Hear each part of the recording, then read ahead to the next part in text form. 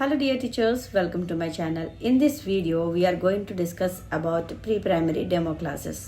So జనరల్గా pre primary demo ఇవ్వాలి అనుకునే టీచర్స్కి చాలా డౌట్స్ ఉండొచ్చు. లైక్ డెమో ఏ టాపిక్ గురించి ఇవ్వాలి, ఎంతసేపు డెమో ఇవ్వాలి, ఆ టాపిక్కి సంబంధించి ఎలాంటి టీఎల్ఎమ్స్ అంటే ఈ టీచర్ లెర్నింగ్ మెటీరియల్ ఎలాంటి మెటీరియల్ని నేను క్యారీ చేయాలి, పిల్లలతో అక్కడ ఎలా కమ్యూనికేట్ అవ్వాలి, లేదా నా క్వాలిఫికేషన్స్ ఎలా ఉండాలి, ఇలా మీకు రకరకాల డౌట్స్ ఉండొచ్చు. సో వాటన్నిటిని నేను ఈ వీడియోలో క్లియర్ చేయడానికి ప్రయత్నం చేస్తాను. సో ఫస్ట్ ఆఫ్ ఆల్ మనం జాబ్కి అప్లై చేసేటప్పుడు ముందుగా మన కెరీర్కి సూటబుల్గా ఉండే మంచి స్కూల్ని ఎన్నుకోవాలి. చాలామంది చిన్న స్కూల్స్ ట్రై చేద్దాం అనుకుంటారు, బట్ ఇక్కడ మీరు ఏదైతే స్కూల్ని ఎంచుకుంటున్నారో ఆ స్కూల్ మీ కెరీర్ గ్రాఫ్ని పెంచేదిగా ఉండాలి.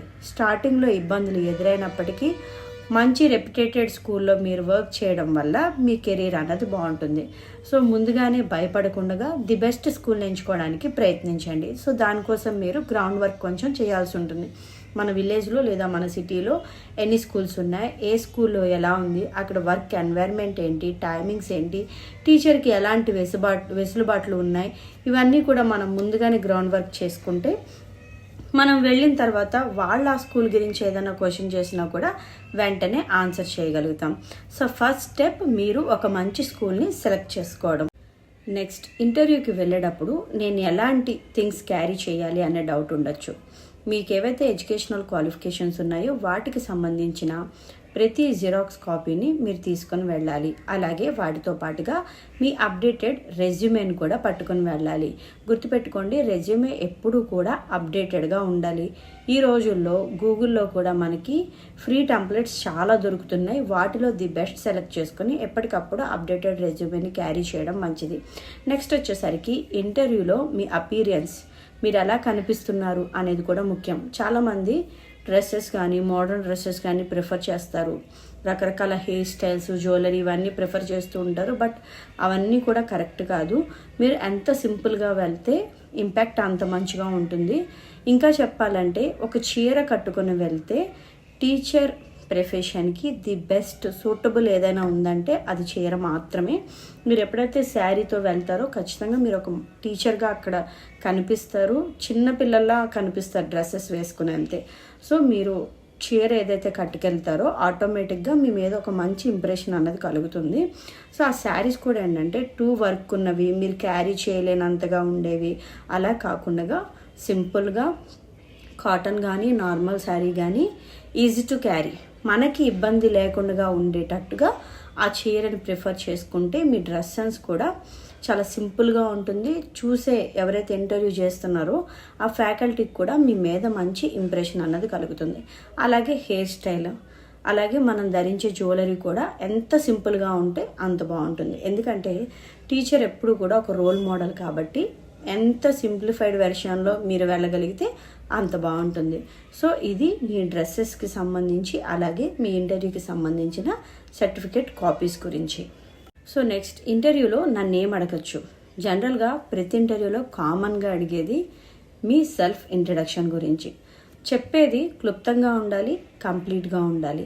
మీరు ప్రతిదాన్ని పోసుకొచ్చినట్టు చెప్పాల్సినంత అవసరం లేదు. ఒక 2 minutes మీ గురించి మీరేంటి, మీ ఎడ్యుకేషనల్ క్వాలిఫికేషన్స్ ఏంటి, మీరు ఫ్రెషరా, ఈ జాబ్ని ఎందుకు ఎంచుకున్నారు, ప్రీవియస్ ఎక్స్పీరియన్స్ ఉంటే ఆ ఎక్స్పీరియన్స్ గురించి, మీ ఇంట్రెస్ట్ గురించి, మీ కెరీర్లో మీ గోల్ గురించి చెప్తే సరిపోతుంది.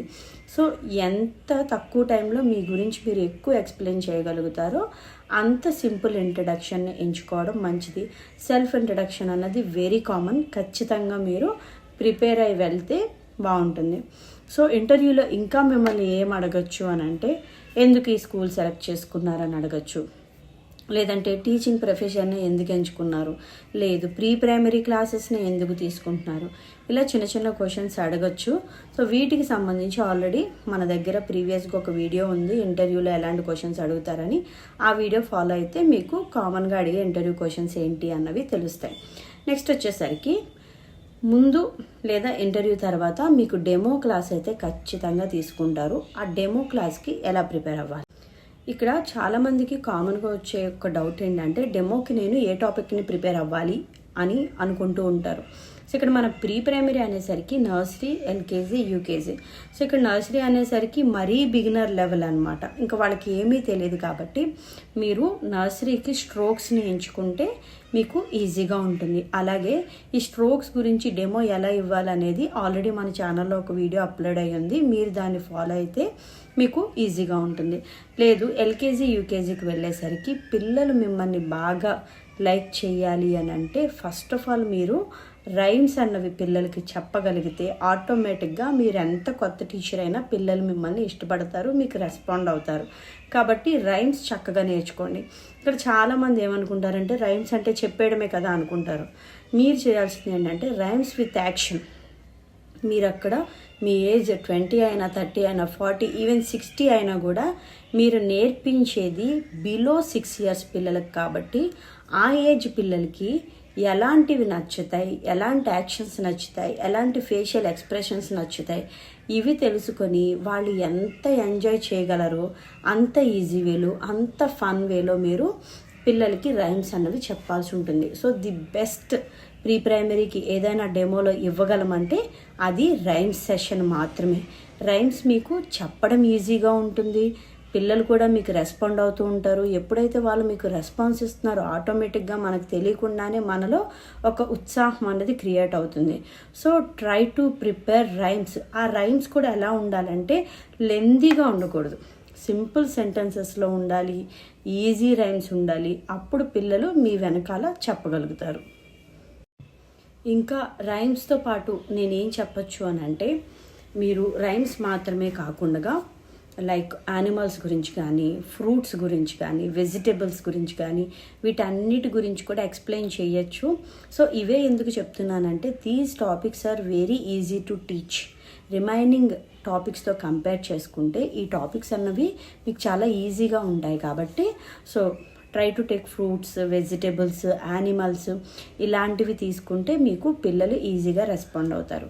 దాంతోపాటు మీరు ఏదైతే టాపిక్ చెప్పాలనుకుంటున్నారో ఆ టాపిక్కి సంబంధించిన ఒక టీఎల్ఎంని ప్రిపేర్ చేసుకోవడానికి ట్రై చేయండి. ఇక్కడ మీకు డౌట్ రావచ్చు వాట్ ఈస్ టీఎల్ఎం అని. మీరు ఏదైతే లెసన్ చెప్పబోతున్నారో దానికి సంబంధించిన ఒక టూల్. మీరు ఎప్పుడైతే ఒక ఎక్స్ట్రా ఆబ్జెక్ట్ని మీ లెసన్లో మీరు యాడ్ చేస్తారో అవతల పర్సన్కి మీకు ఆ లెసన్ మీద ఉన్న ఇంట్రెస్ట్ అర్థమవుతుంది. సో ఈ టీచరు ప్రీ ప్లాన్డ్గా ఉన్నారు, ముందుగానే దీనికి ప్రిపేర్ అయి ఉన్నారు, ఇంత ప్రిపేర్ చేశారు అని వాళ్ళకి అర్థమవుతుంది. సో మీరు ప్రిపేర్ అయ్యారన్న విషయం మీ టీఎల్ఎం చూస్తే అర్థమైపోతుంది. ఇక్కడ మీకు టీఎల్ఎం నేనేం తీసుకెళ్ళాలండి అని డౌట్ రావచ్చు. సో మిగతా క్లాసెస్తో కంపేర్ చేస్తే ప్రీ ప్రైమరీ టీఎల్ఎమ్స్ చాలా ఈజీగా దొరికేస్తాయి. ఫర్ ఎగ్జాంపుల్ మీరు వెజిటేబుల్స్ చెప్పాలనుకోండి, ఫ్లాష్ కట్స్ ఉంటాయి. సో ఫ్లాష్ కట్స్ చక్కగా వెజిటేబుల్స్ అన్నీ కట్ చేసి ఒక స్టిక్ ఒకటి బ్యాక్ సైడ్ మీరు దానికి అరేంజ్ చేసుకొని ఆ ఫ్లాష్ కట్స్ చూపిస్తూ చెప్తే పిల్లలు కూడా ఆ థింగ్ని చూస్తూ మీరు చెప్పేది రిపీటెడ్గా చెప్తారు. అలా ఫ్రూట్స్, ఫ్లవర్స్, వెజిటేబుల్స్, యానిమల్స్ ఇలా ఎన్ని థింగ్స్ అయినా కూడా వాళ్ళకి ఈజీగా చెప్పచ్చు. అలానే డెమో ఎంతసేపు చెప్పాలి అని అంటే సో మినిమం 10, మ్యాక్సిమం 20 minutes ఇలా ఉండేలా చూసుకుంటే మీ డెమో పర్ఫెక్ట్గా కంప్లీట్ అవుతుంది. సో డెమో చెప్తున్నప్పుడు మిమ్మల్ని మీరు ఇంట్రడ్యూస్ చేసుకునే విధానం, మీరు మీ ఎదురుగా ఎంత పెద్దవాళ్ళు ఉన్నప్పటికీ పిల్లలతో ఎలా ఇంటరాక్ట్ అవుతారో అలానే ఇంటరాక్ట్ అవ్వాలి. ఎలా ఇంటరాక్ట్ అవ్వాలి, డెమో ఎలా కంప్లీట్ చేయాలనే దాని గురించి ఆల్రెడీ కొన్ని వీడియోస్ ఉన్నాయి, అవన్నీ నేను డిస్క్రిప్షన్లో ఇస్తాను. వాటిని ఫాలో అయితే మీకు ఒక ఐడియా వస్తుంది. నెక్స్ట్ డెమో కంప్లీట్ అయ్యే వరకు కూడా మీ ఫేస్ నుంచి ఆ స్మైల్, ఆ పాజిటివ్నెస్ అనేది పోకూడదు. సో ప్రీ ప్రైమరీకి ఉండాల్సింది మెయిన్గా ఓపిక. ఆ పేషెన్స్ లెవెల్స్ ఎప్పుడైతే మీరు అక్కడ ఎగ్జిబిట్ చేయగలుగుతారో ఆటోమేటిక్గా మీ మీద ఒక మంచి ఒపీనియన్ అనేది క్రియేట్ అవుతుంది. So try to complete your demo with a good smile. మీరు డెమో ఇంట్రడక్షన్ ఎంత ఇంపార్టెంటో ఎండింగ్ కూడా అంతే ఇంపార్టెంట్. ఏదైనా ఒక టాపిక్ చెప్పినప్పుడు దాని గురించి ఎక్స్ప్లెయిన్ చేసి పిల్లలతో చెప్పించి లాస్ట్లో మళ్ళీ దాన్ని ఒకసారి రివిజన్ చేయించగలిగితే మీ డెమో అన్నది సక్సెస్ఫుల్గా కంప్లీట్ అవుతుంది.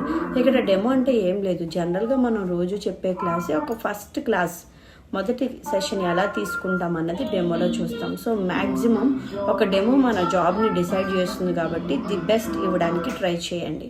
సో వాటితో పాటుగా డెమో కంప్లీట్ అయిపోయిన తర్వాత ఇంత మంచి అవకాశం ఇచ్చినందుకు మీకు అక్కడ హైయర్ అథారిటీస్ ఎవరైతే ఉంటారో వాళ్ళకు ఒక థ్యాంక్ యూ చెప్పి మీ డెమోని కంప్లీట్ చేయండి. సో ఆటోమేటిక్గా మీ డెమో అన్నది సక్సెస్ఫుల్గా కంప్లీట్ అవుతుంది.